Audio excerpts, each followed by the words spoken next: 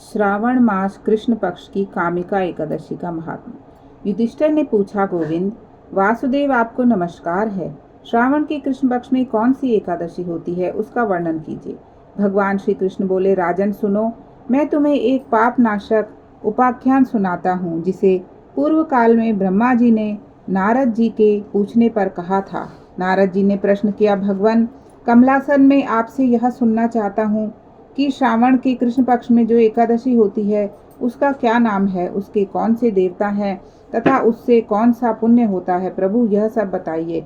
ब्रह्मा जी ने कहा, नारद सुनो, मैं संपूर्ण लोकों के हित की इच्छा से तुम्हारे प्रश्न का उत्तर दे रहा हूँ। श्रावण मास में जो कृष्ण पक्ष की एकादशी होती है उसका नाम कामिका है। उसके स्मरण मात्र से वाजपेयी यज्ञ का फल मिलता है। उस दिन श्रीधर, हरि, विष्णु, माधव और मधुसूदन आदि नामों से भगवान का पूजन करना चाहिए। भगवान श्री कृष्ण के पूजन से जो फल मिलता है वह गंगा, काशी, नैमिषारण्य तथा पुष्कर क्षेत्र में भी सुलभ नहीं है। सिंह राशि के बृहस्पति होने पर तथा व्यतिपात और दंड योग में गोदावरी स्नान से जिस फल की प्राप्ति होती है वही फल भगवान श्री कृष्ण के पूजन से मिलता है। जो समुद्र और वन सहित समूची पृथ्वी का दान करता है तथा जो कामिका एकादशी का व्रत करता है, वे दोनों समान फल के भागी माने गए हैं।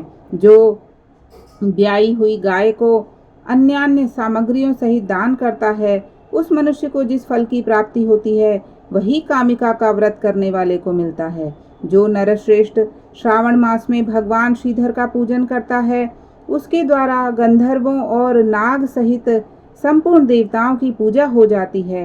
अतः पाप भीरु मनुष्यों को यथाशक्ति पूरा प्रयत्न करके कामिका के दिन श्री हरि का पूजन करना चाहिए।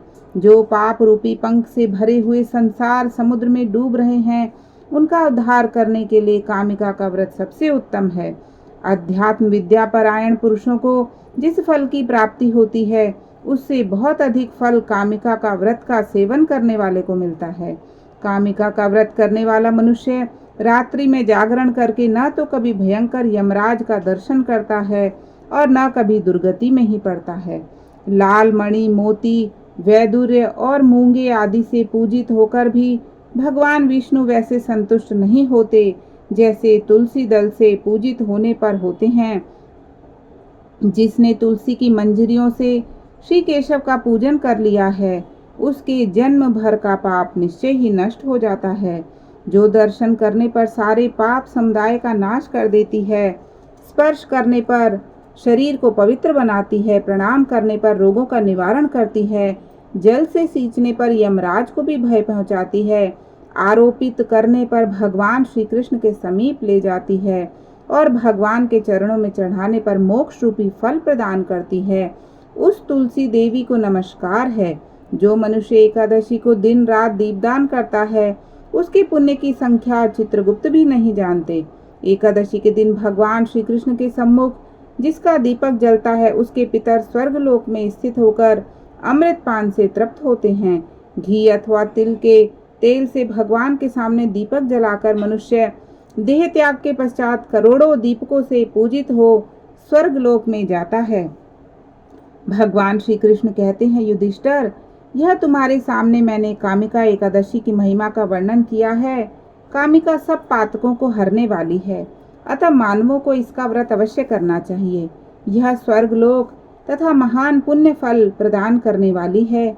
जो मनुष्य श्रद्धा के साथ इसका महात्म्य श्रवण करता है, वह सब पापों से मुक्त हो श्री विष्णु लोक को जाता है। बोलिए कामिका एकादशी की जय।